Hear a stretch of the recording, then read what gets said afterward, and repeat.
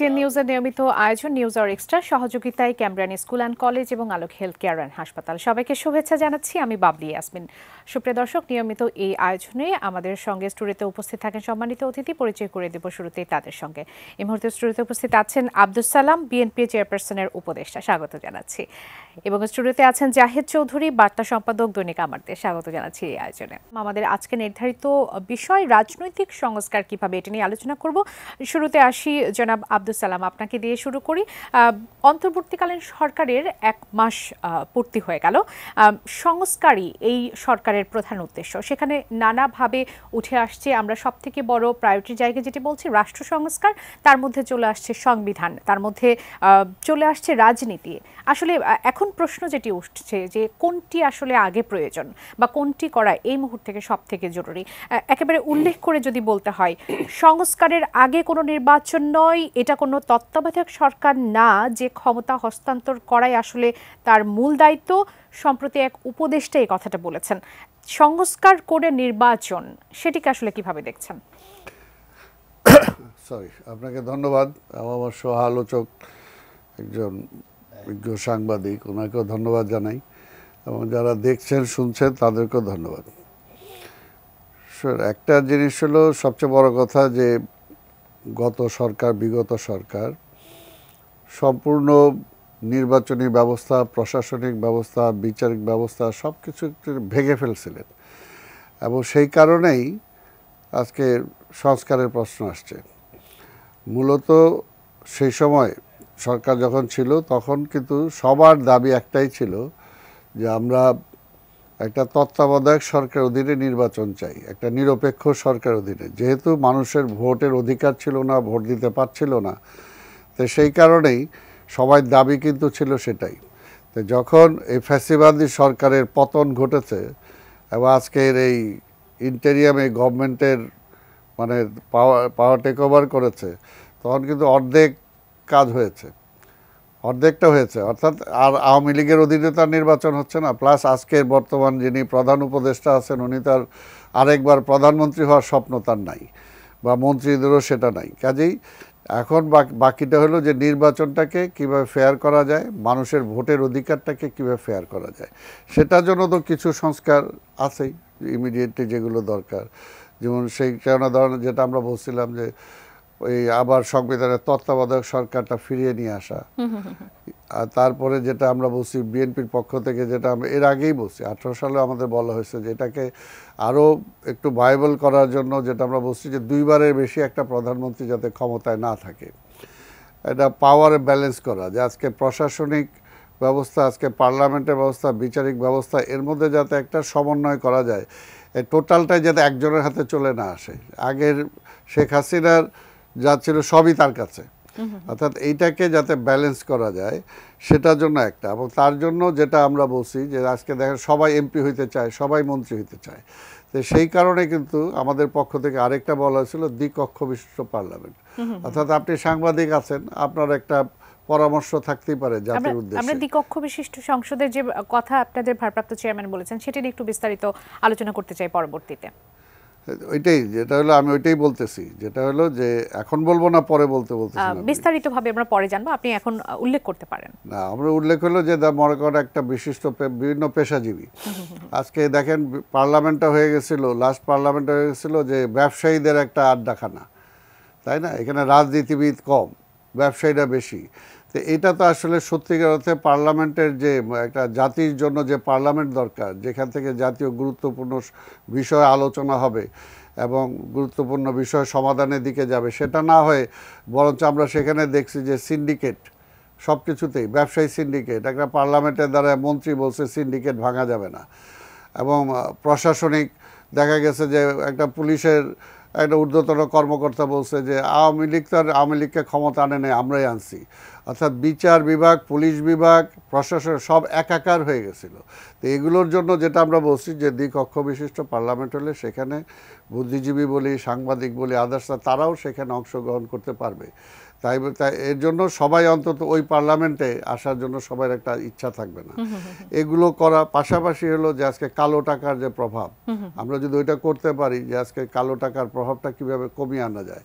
নির্বাচন হলে যেমন মনে করেন ব্যক্তিগত আমার যেটা একটাই আছে যে এমপিরা কখনো আগে মানে ওই মানে কি বল ইকোনমিক্যাল কোনো ইস্যুর সাথে জড়িত ছিল, আর্থিক বরাদ্দর কোনো বিষয়ের সাথে কোনো জড়িত ছিল না, কোনো ডেভেলপমেন্ট ওয়ার্কের সাথে কোনো জড়িত ছিল না। কিন্তু দেখা গেছে বিগত সরকার আমলে এমপিদেরকে ডেভেলপমেন্ট ওয়ার্কের সাথে সম্পৃক্ত করে দেওয়া হয়েছে, যার জন্য লোকাল গভর্নমেন্টটা খাটো হয়ে গেছে। আজকে উপজেলা বলি, ইউনিয়ন পরিষদ বলি, তাদের কাজগুলো পর্যন্ত এমপিরা করছে। অর্থাৎ রাজনীতি কি কলুষিত হয়েছিল এমন কি বলতে চাচ্ছেন? রাজনীতিকে কলুষিত করছে এবং রাজনীতিটা রাজনীতিবিদদের হাতে ছিল না। এবং দেখা গেছে যে এগুলোর কারণে রাজনীতিবিদদের প্রতি, পার্লামেন্ট মেম্বারদের প্রতি বিতৃষ্ণা একটা চলে আসছে। সব কিছু মিলেই আজকে দেখেন যে আজকে এমন একটা অবস্থা হয়েছে যে এই সরকার এই শেখ হাসিনার পলায়নের মধ্যে দিয়ে আমরা দেখছি যে কী হয়েছে, বাইতুল মোকাররমের খতিবও পালাইছে। কেন পালাইলো? তার তো পালানোর কথা না। একটা স্বায়ত্তশাসিত প্রতিষ্ঠান, সেটার হয়তো প্রধান ছিল একজন সচিব বা সাবেক সচিব, তিনিও পালাইছে। পুলিশের আইজি, তাকেও পালাইতে হয়েছে। অর্থাৎ এই অবস্থাটা হবে কেন? অর্থাৎ এই অবস্থাটা না হয় আজকে যদি জবাবদিহিতা থাকে, আইনের শাসনটা থাকে এবং যার যার অঙ্গনে শেষে কাজটা করতে পারবে, এই সেপারেশন অফ মানে সব কিছু যদি থাকে, তাহলে কিন্তু আজকের এই অবস্থাটা হয় না। তো এই জিনিসগুলোই মূলত তাদের এই মুহূর্তে আলোচনা করে সেগুলো ঠিক করতে হবে। কোনো কিছুই আজকে এই জন্য আমরা বারবার যেটা বলছি যে সরকার একটা রোড ম্যাপ দরকার, যে নির্বাচনের আগে তারা কি করতে চায় এবং নির্বাচনের পরে, অর্থাৎ সব কাজ যদি মনে করে সব সংস্কার এই সরকার করে দিবে, এটা ইম্পসিবল। আবার আমরা মনে করি যে এই সরকারও উচিত হবে না সব দায় দায়িত্ব তার কাঁধে নেওয়া, তাহলে দেখা যাবে যে আবার একটা পর্যায়ে যে সে হয়ে যাবে, করতে পারে না। কারণ আমরা দেখছি 111টা কিভাবে আসছিল, সেই সময় একটা কেয়ারটেকার গভর্নমেন্ট ছিল। আসলে মাথায় রাখতে হবে, সবকিছু মাথায় রেখে আমরা চাই না যে আজকের স্বৈরাচারের পতন ঘটেছে। কারণ স্বৈরাচারের দোসররা যারা আছে, যারা এখন পর্যন্ত তাদেরকে এই স্বৈরাচারকে যারা স্বৈরাচার বানাইছে শেখ হাসিনাকে, তারা কিন্তু এখনও সমাজে অবস্থান, রাষ্ট্রীয় বিভিন্ন শক্তি, তারা কিন্তু এখনও সেই জায়গায় বসে আছে। কাজে এমন কোনো কিছু করা এই সরকারের উচিত হবে না যে আবার সবাই মিলে এমন একটা অবস্থা সৃষ্টি করে যাতে আবার তাদেরই প্রবলেম হয়ে যায়। আপনি যতগুলো বিষয় আসলে উল্লেখ করলেন তার সবকিছুই যদি আসলে সংস্কার করতে হয় নির্বাচনের আগে, সেটিতে তো একটা সুদীর্ঘ সময়ের আসলে প্রয়োজন। না, আমি তো বলছি যে সবগুলো সমস্যার সমাধান তারা করতে পারবে না। তাহলে কি তারা কি শুধু শুরু করে দিয়ে যাবে নির্বাচন পরবর্তী সরকারকে সেটি? আমি তো যেটা বললাম যে নির্বাচনটাই তাদের প্রধান লক্ষ্য হওয়া উচিত। আর নির্বাচনটাকে ফেয়ার করার জন্য নির্বাচন কমিশনটাকে সাজাইতে হবে। নির্বাচন কমিশন কি করলে কি করতে পারবে না, প্লাস প্রশাসন যাতে তার দায়িত্বে থাকে সেই ব্যবস্থাটা করা, তাই না? জনগণ যাতে ভোট দিতে পারে, এগুলোও কিন্তু কম কাজ না। এই কাজগুলোর উপরই তাদের বেশি জোর দিতে হয়। পাশাপাশি আজকে অর্থনৈতিকভাবে আজকে যে ধস নামছে সেটাকে চেষ্টা করতে হবে। জনাব জাহেদ চৌধুরীর কথা একটু শুনতে চাই। আপনার কাছে কি মনে হচ্ছে যে এই সরকারের প্রায়োরিটির জায়গা কোনটা হওয়া উচিত? আমরা অনেকগুলো সংস্কারের কথা আসলে শুনছিলাম, বিশেষ করে আব্দুল সালাম যেমনটি বলছিলেন যে রাজনৈতিক সংস্কারটা জরুরি এবং নির্বাচনকে সামনে রেখে রোড ম্যাপ দরকার। আপনার কাছে কোনটা বেশি গুরুত্বপূর্ণ বলে মনে হয়? ধন্যবাদ আপনাকে, সালাম ভাইকে ধন্যবাদ। আসলে এই সরকারের এমন একটি সরকার যেটা গণ অভ্যুত্থানের মধ্যে দিয়ে তারা দায়িত্ব নিয়েছে, যদিও এটার নাম অন্তর্বর্তীকালীন সরকার, তো কার্যক্ষেত্রে তাদের দায় দায়িত্ব কী হবে, কতটুকু হবে, এটা সুনির্দিষ্ট করে বলা নেই। কিন্তু একটা গণ অভ্যুত্থানের মধ্য দিয়ে তারা ক্ষমতায় এসেছে, এই কারণে আসলে এটা একটা বিপ্লবী সরকারও বটে। তো এই সরকারের হাতে অনেক কাজ, যেটা ছাত্র জনতার অভ্যুত্থানে ছাত্রদের মাধ্যমে সাধারণ জনগণের এই আকাঙ্ক্ষার বাস্তবায়ন করার একটা বিশাল গুরুদায়িত্ব তাদের উপর এসে পড়েছে। যেমনটি সালাম ভাই বলছিলেন যে আসলে গত 16 বছরে আমাদের এই রাষ্ট্রটাকে এমন একটা পর্যায়ে নিয়ে যাওয়া হয়েছে যে রাষ্ট্রের কোনো অর্গানই আর ঠিক মতো কাজ করছে না। তো এই জন্য রাষ্ট্র মেরামত যে কথাটি আসছে স্লোগানে, ছাত্রদের কথায়, এই আন্দোলনের সর্বত্র এটা উচ্চারিত হয়েছে যে রাষ্ট্র মেরামত করতে হবে। তো এই রাষ্ট্র মেরামতের দায়িত্বটি এসে পড়েছে এই অন্তর্বর্তীকালীন সরকারের উপর এবং সারা দেশের মানুষের আকাঙ্ক্ষা এবং তারা যাতে এই কাজগুলো করে দিয়ে যায়। এখন দুটি বিষয় আসছে, একটা হলো যে তারা কতদিনের ভিতরে এই কাজগুলো করবে, এটা নিয়ে একটা আলোচনা আছে রাজনৈতিক অঙ্গনে। আবার এখন যে একটা ঐক্যমত সারা দেশের মানুষের মধ্যে একটা ঐক্যমত প্রতিষ্ঠিত হয়ে আছে যে এই সরকারের উপর তাদের যে আস্থা আছে, এটা নির্বাচিত সরকার আসলে পরে হয়তো এই পরিবেশটা আর থাকবে না।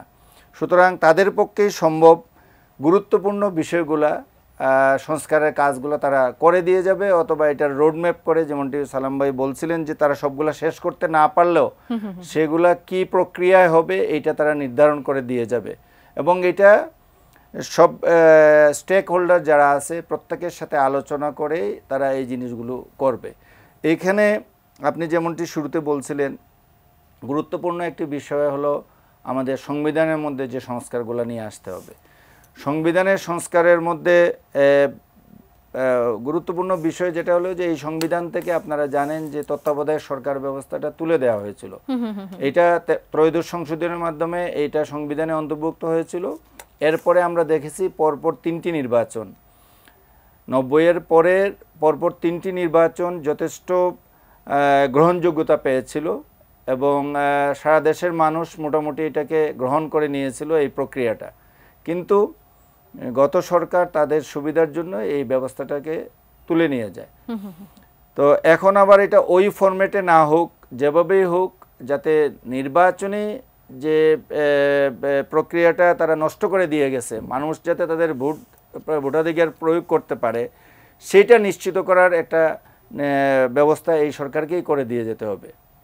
এটা শুধু এখনকার জন্য না, আগামীতে সবগুলো নির্বাচন এবং এটা সংবিধানের মধ্যে এই ব্যবস্থাটাকে অন্তর্ভুক্ত করে দিয়ে যাওয়ার দায়িত্বটা বর্তমান সরকারের। এবং এই সরকার যদি সেই ব্যবস্থাগুলো করে দিয়ে যায়, নির্বাচিত সরকার যে সেগুলো করবে এমন নিশ্চয়তা আসলে কিভাবে পাওয়া সম্ভব?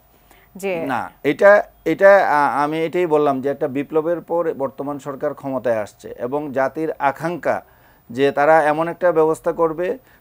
আপনারা জানেন যে 14, 18 এবং 24-এর নির্বাচনটি মানুষ ভোট দিতে পারেনি। বিশেষ করে এই নতুন প্রজন্ম যারা এই আন্দোলনটাকে এই পর্যায়ে নিয়ে এসে 16 বছরের স্বৈর শাসনকে, 16 বছরের ফ্যাসিবাদকে এই দেশ থেকে তাড়িয়ে দিয়েছে, তাদের মনের যে আকাঙ্ক্ষা যে তারা গত 3টি নির্বাচনে ভোটাধিকার প্রয়োগ করতে পারেনি, দেশের মানুষ ভোটাধিকার প্রয়োগ করতে পারেনি, এই যে তার ভোটাধিকারটা হরণ করা হয়েছিল, এটার বিপরীতে যে মানুষের আকাঙ্ক্ষা, এটাকে স্থায়ী একটা রূপ বর্তমান সরকার সাংবিধানিক প্রক্রিয়ার মধ্যে দিয়ে যেতে হবে, দেওয়ার প্রয়োজন রয়েছে। এবং আপনি জানেন যে গত 16 বছরে প্রতিটি প্রতিষ্ঠান, বিচার বিভাগের কথা বলেন, প্রশাসনের কথা বলেন, আইন শৃঙ্খলা রক্ষাকারী বাহিনীর কথা বলেন, নির্বাচন কমিশন বলেন, প্রতিটি প্রতিষ্ঠানকে ধ্বংস করে দেওয়া হয়েছে। তো এই প্রতিষ্ঠানগুলো যাতে স্বাধীনভাবে কাজ করতে পারে, এইগুলো যদি স্বাধীনভাবে কাজ করতে পারে তখনই দেশের যে এখন যে অবস্থায় দেশকে নিয়ে যাওয়া হয়েছিল এটা থেকে দেশ আবার তার মূল কাঠামোয় ফিরে আসতে পারবে। তো এইটা করার দায়িত্বটা বর্তমান তৈরি করাটা এখন সবথেকে বেশি জরুরি বলে মনে করছেন? সবচেয়ে জরুরি, এবং এটা এই বর্তমান সরকারের উপরই এটা বর্তায়। পাশাপাশি আপনি আরো যে 2-3টে বিষয় নিয়ে আসছেন, যেটা বিএনপির ভারপ্রাপ্ত চেয়ারপারসন বলছেন তারা দ্বিকক্ষবিষ্ট পার্লামেন্ট করবেন। আমরা একটু বিরতি নিয়ে এসে এগুলো নিয়ে একটু আলোচনা করতে চাই।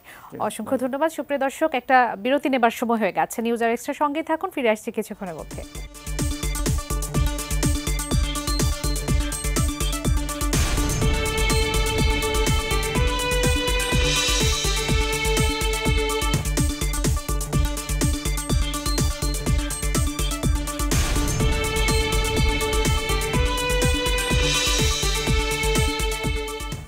স্বাগত আবারও, দেখছেন নিউজ আওয়ার এক্সট্রা। আমরা আলোচনা করছি রাজনৈতিক সংস্কার কিভাবে, এই বিষয়টি নিয়ে।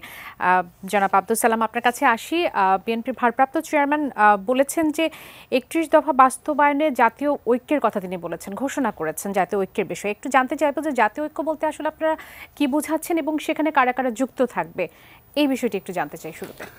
আমরা এই যে আন্দোলন, চলমান আন্দোলন, যেটা এই চূড়ান্তভাবে ছাত্র এই গণঅভ্যুত্থানের মধ্যে দিয়ে শেষ হলো, এই আন্দোলনের পূর্বেই কিন্তু আমাদের ভারপ্রাপ্ত চেয়ারম্যান ঘোষণা দিয়েছিলেন যে এই চলমান আন্দোলনে যেগুলো রাজপথে আন্দোলনে যে সমস্ত রাজনৈতিক দল থাকবে তাদেরকে নিয়েই পরবর্তী পর্যায়ে আমরা সরকার গঠন করব এবং আমাদের মধ্যে একটা ঐক্য, জাতীয় ঐক্য সৃষ্টি করতে হবে, অবশ্যই মাইনাস আওয়ামী লীগ। কারণ আওয়ামী লীগের সাথে তো আমরা বহুবার চেষ্টা করছি যে রাষ্ট্রীয় সমস্যাগুলো নিয়ে আলাপ আলোচনার মাধ্যমে যাতে একটা নির্বাচন করা যায়, কিন্তু আওয়ামী লীগ তো সেই পথে আসে নাই এবং আসে নাই বলেই এটা পরবর্তী অভ্যুত্থানের মধ্যে দিয়ে তাকে সরকার থেকে হটতে হয়েছে। তাকে যে একটা পরাজিত শক্তি, একটা ঘৃণিত শক্তি, কাজে তাকে নিয়ে তো আর ঐক্যের কোনো এখন বিষয় নয়। ঐক্য হলো আদার দেন যারা আছে আর আন্দোলনে যারা ছিল তাদেরকে নিয়ে জাতীয় ঐক্য সৃষ্টি করা। এবং যেটা আমরা এখনও মনে করি যে রাষ্ট্রের যে সমস্যাগুলো আছে, যেমনিভাবে আমরা মনে করতেছি যে সব সমস্যার এই সমাধান এই ইন্টেরিয়াম গভর্নমেন্ট করে দিয়ে যাবে, এটাও সম্ভব না। এবং এই কারণেই জাতীয় ঐক্যটা দরকার। এবং এই কারণে আমরা বলছি যে এই সরকার যত দ্রুত সম্ভব তারা যদি নিজেদের একটা রোডম্যাপ তৈরি করে পলিটিক্যাল পার্টিগুলোর সাথে বসে তারা আলোচনা করা উচিত যে কত দিনের মধ্যে তারা নির্বাচন দিতে পারবে এবং ইমিডিয়েটলি তারা কি কি সংস্কার করতে চায় এবং পরবর্তী পর্যায়ে কি কি সংস্কার করা দরকার সেটা আজকে রাজনৈতিক দলগুলোর সাথে আলোচনা করে করতে হবে। যে সংবিধানের প্রশ্ন যখনই আসবে যে সংবিধান তো একটা নির্বাচিত। আপনার আগের কথার প্রেক্ষিতে একটু জানতে চাইবো যে আসলে যখন আপনি বললেন যে আওয়ামী লীগকে বাদ দিয়ে জাতীয় ঐক্যটা হবে, আমরা তো আসলে 5 আগস্টের পর যে অন্তর্বর্তীকালীন সরকার, সে সময় আমরা কিন্তু সংস্কারটা শব্দটাকে বেশি ব্যবহার করছি। আমরা সব কিছুতে সংস্কার চাচ্ছি, রাজনৈতিক সংস্কার। যদি আওয়ামী লীগ তাদের সময় সবকিছু থেকে বিএনপিকে বাদ দেয় এবং এখন এসে বিএনপি যদি চিন্তা করে যে আওয়ামী লীগকে বাদ দিবে, তাহলে আসলে সংস্কারটা এটা তো আমরা বাদ দেই নাই, উনি তো অটোমেটিক্যালি সরে গেছেন। আমরা তো চাইছি, আমরা তো দেখেন বারবার দেশনেত্রী বেগম খালেদা জিয়া বা তারেক রহমান বলছে সব যে কোনো জাতীয় ইস্যুতে বলছে যে আসেন ডিসকাস করি। আওয়ামী লীগ কি বলছে যে না, কিসের আলোচনা, বিএনপির সাথে আবার কিসের আলোচনা। তো এখন যে প্রশ্নটা এখন তো হলো এটা আজকের এই মানে অভ্যুত্থান পরবর্তী সময়ে যাদেরকে আজকে এখান থেকে হটানো হয়েছে তাদেরকে নিয়ে আবার কিসের আলোচনা। এখন তো দেশটাকে সামনের দিকে এগিয়ে নিয়ে যেতে হলে যারা আন্দোলনে অংশগ্রহণ করেছে তাদের সাথে আলোচনা হবে। একটু 31 দফা নিয়ে একটু কথা বলি। আপনাদের 31 দফা যেখানে গুরুত্বপূর্ণ দুটি বিষয়, সেটি হচ্ছে যে দ্বিকক্ষ বিশিষ্ট যে সংসদের কথা বলা হয়েছে, সেটা নিয়ে একটু শুনবো। এটি আসলে কোন মডেলে হবে দ্বিকক্ষ বিশিষ্ট যে সংসদ, এবং রাষ্ট্রপতি প্রধানমন্ত্রীর ক্ষমতার মধ্যে ভারসাম্য, সেটি আসলে কিভাবে বুঝাতে চাচ্ছেন?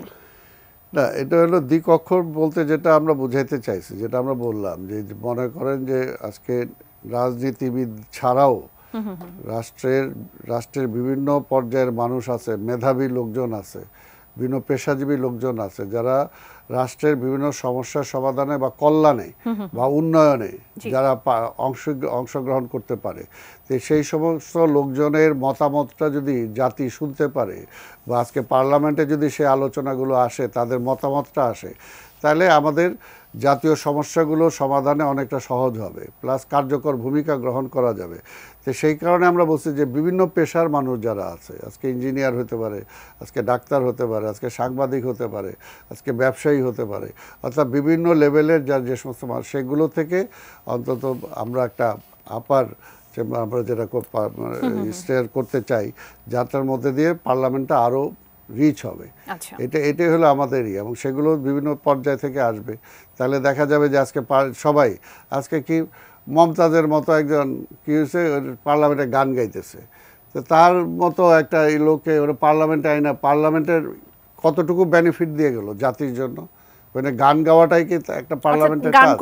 গান কবিতার জন্য তো পার্লামেন্ট না, তাই না? পার্লামেন্টটা তো হলো জাতির একটা সবচেয়ে কার্যকর একটা সংস্থা, যারা জাতির ভবিষ্যৎ চিন্তা করবে, জাতির জন্য প্ল্যানিং করবে, আমার অর্থনৈতিক সমস্যার সমাধান কীভাবে করা যায় সেটা করবে, আমার আজকে বন্যা পরিস্থিতির সমস্যা কীভাবে সমাধান করা যায় সেটা চিন্তা করবে। তো সেগুলো না করে তো পার্লামেন্টে গান শোনার জায়গা না। ক্ষমতার ভারসাম্য নিয়ে যদি একটু বলেন। ক্ষমতার ভারসাম্য এগুলো হলো আরও চিন্তার ব্যাপার। এই ব্যাপারটা এখন আমরা ওইভাবে চিন্তা করি নেই। সেটা হলো এগুলো রাজনৈতিক দলগুলোর সাথে যখন বললাম সবচেয়ে বড় কথা হলো যে আমি প্রত্যেকটা অর্গানকে যদি স্বাধীনভাবে ওয়ার্ক করতে দেই এবং ওইটার মধ্যে যদি প্রধানমন্ত্রী তার সুপ্রিমেসি নিয়ে না আসতে পারে। আর আরেকটা কী হচ্ছে যে একটা সংবিধান আমি করলাম, প্রধানমন্ত্রী সংবিধানে যে ওথ নিচ্ছে, আমরা তো ওই সময় বলছি তিনি তো সেই সংবিধানই মানেন নাই, নিজেই মানেন নাই। তাহলে আজকের একটা আমি যদি সেনাবাহিনীকে বলি যে তুমি সংবিধান মানো নাই, তুমি পাওয়ার নিয়ে নিছো, তোমার বিরুদ্ধে ব্যবস্থা হবে, তাহলে আজকে শেখ হাসিনার বিরুদ্ধে ব্যবস্থা হবে। সে কোনো সংবিধানই মানে নাই, কিছুই মানে নাই, সে পাওয়ারটাকে কুক্ষিগত করছে। অর্থাৎ সেটা যদি আইনের কাছে থাকে যে সেটা অন্যায়, এটা করলে তার বিচার হবে, তাহলে কিন্তু সেটা করবে না। আজকে হাইকোর্টের বিচারপতিকে কীভাবে তাড়ানো হয়েছে, তাই না? অর্থাৎ আমার জন্য আইন সমান, আজকে আপনার জন্য একই আইন। যদি এটাকে আমি কার্যকর করতে পারি তাহলে অনেক সমস্যার সমাধান। অসংখ্য ধন্যবাদ জনাব জাহেদ চৌধুরী। এই সরকারের কাছে আসলে প্রত্যাশার পারদ অনেক বেশি উঁচুতে, কিন্তু অনেক ধরনের চ্যালেঞ্জের সম্মুখীন হচ্ছে। বিশেষ করে আমরা বন্যা পরিস্থিতিটা দেখছি, কিভাবে আসলে ফেনী, নোয়াখালী, কুমিল্লাতে যেভাবে বন্যা পরিস্থিতি, সেটি চ্যালেঞ্জ হিসেবে নিতে হচ্ছে। আর্থিক খাতে যারা রাঘব বোয়াল আছে তাদের ব্যাপারে ব্যবস্থা নিতে চ্যালেঞ্জ নিতে হচ্ছে। কিন্তু তারপরও মানুষের প্রত্যাশা দ্রব্যমূল্য নিয়ে অনেক বেশি ছিল, যে দ্রব্যমূল্য হয়তো বা কমে যাবে এই সরকার এলে, কিন্তু এখন পর্যন্ত আমরা সেখান থেকে কোনো সুখবর আসলে পাচ্ছি না। সেটা নিয়ে কি বলতে চাইবেন? আসলে সরকারের কিছু বিষয় থাকে, এগুলো রুটিন কাজ, এবং বাংলাদেশে বন্যা নতুন কিছু নয়। এবার হয়তো ফেনীতে হঠাৎ করেই ফ্লাডের সৃষ্টি হয়েছে এবং এটা অনেক ম্যাসিভ আকার ধারণ করেছে, বিশেষ করে ফেনীর কথা যদি আমি বলি, এবং পাশাপাশি কুমিল্লার ক্ষেত্রে, এবং কয়েকটা দক্ষিণ পূর্ব বলবো যে এই জেলাগুলোতে, যেটা সুনামগঞ্জে হয়েছে, মৌলভীবাজারে হয়েছে। কিন্তু বাংলাদেশে বন্যা বরাবরই হয়, এবং এর চেয়েও ভয়াবহ বন্যা বাংলাদেশ বহুবার এই গত 53 বছরে বাংলাদেশ এটা ফেস করেছে। এবং এইবারের বন্যাতে যে জিনিসটি লক্ষণীয়, আমি বলছি যে বন্যা ভয়াবহ বন্যা হয়েছে, কিন্তু লক্ষণীয় বিষয় যেটা হলো যে এই গণ অভ্যুত্থান পরবর্তী এই বন্যার সময় আমরা টিএসসি কেন্দ্রিক যে তান তৎপরতা দেখেছি, সর্বস্তরের ছাত্র জনতা এখানে স্বতঃস্ফূর্তভাবে অংশগ্রহণ করেছে। এটা ছিল এবারের বন্যাতে দেখার মতো বিষয়, যে সর্বস্তরের মানুষ কিভাবে একতাবদ্ধ হয়ে একটা পরিস্থিতি মোকাবেলায় এগিয়ে আসছে। আমাদের জাতির ভিতর এই ঐক্যটা দরকার যে কোনো বিষয়ে, এবং এই মুহূর্তে জাতীয় ঐক্যটা অনেক ভালো আছে, সংহতিটা অনেক বেটার আছে আগের যে কোনো সময়ের তুলনায়। যে কারণে আমি বলছি যে এই যে রাষ্ট্র সংস্কারের যে বিষয়গুলো আসছে, যে সমস্ত বিষয়ে সারা জাতি অনেকটা ঐক্যবদ্ধ অবস্থায় আছে, এগুলা বর্তমান সরকারকেই এখানে প্রায়োরিটি বেসিসে কাজগুলো করতে হবে। প্রায়োরিটি বেসিসে করতে হবে রুটিন কাজগুলোর পাশাপাশি আপনি যেটি বললেন যে যারা গত 16 বছরে এই গণহত্যার, সাম্প্রতিক গণহত্যার পাশাপাশি গত 16 বছরে যে সমস্ত অন্যায়, অনিয়ম, দুর্নীতি, গুম, খুন হয়েছে, সেগুলোর বিচারের ভারও দায়িত্ব কিন্তু বর্তমান সরকারের উপর বর্তাইছে, এবং তারা অতি দ্রুত মানুষ দেখতে চায়, সাধারণ মানুষ দেখতে চায়, তারা এখানে কার্যকর কিছু পদক্ষেপ গ্রহণ করেছে।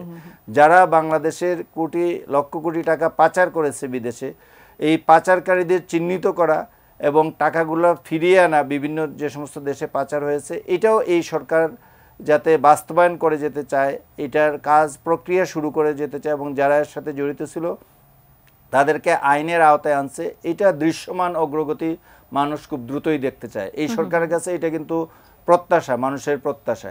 এবং আমি বলবো সরকার কয়েকটি ক্ষেত্রে ইতিমধ্যে ডক্টর দেবপ্রিয় ভট্টাচার্যের নেতৃত্বে অর্থনৈতিক যে সিচুয়েশনগুলা, টোটাল যে সিচুয়েশন, এটার উপর তারা একটা রিভিউ করার জন্য একটা কমিটি করে দিয়েছে।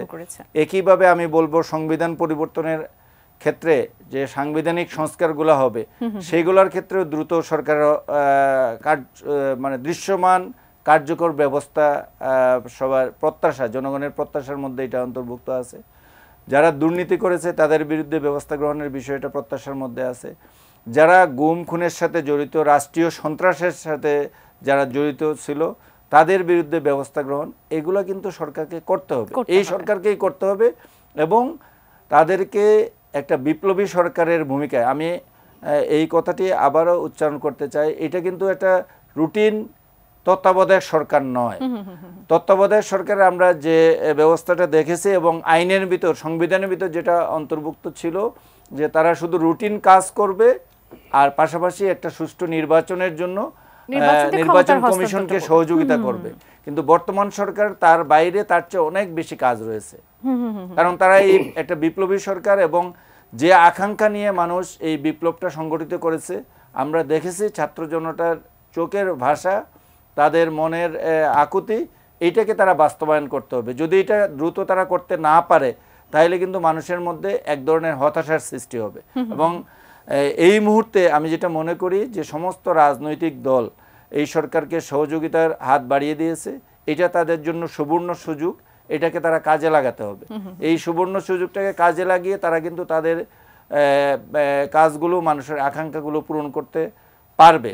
এই ম্যান্ডেটটা কিন্তু অন্য পরবর্তীতে যারা সরকারে আসবে তাদের কিন্তু এতটা সাপোর্ট হয়তো থাকবে না, এইরকম সমর্থন থাকবে না। আরেকটা বিষয় বারবার আলোচিত হচ্ছে যে বাংলাদেশে এখন একটা ইনক্লুসিভ, মানে সব দলকে নিয়ে, সবার মতামতকে প্রাধান্য দিয়ে, রাষ্ট্রকে গুরুত্ব দিয়ে, রাষ্ট্রের জনগণকে গুরুত্ব দিয়ে সিদ্ধান্তগুলো গ্রহণ করতে হবে।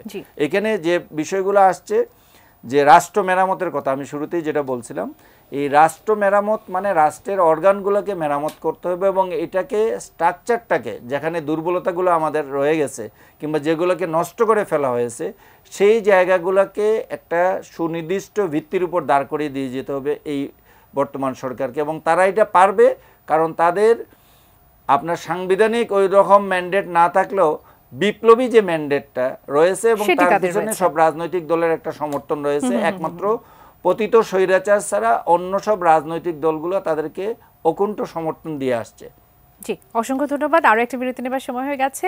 সুপ্রিয় দর্শক, ছোট্ট একটা বিরতি নিয়ে ফিরে আসছি কিছুক্ষণের মধ্যে। নিউজ আওয়ার এক্সট্রা সঙ্গে থাকুন।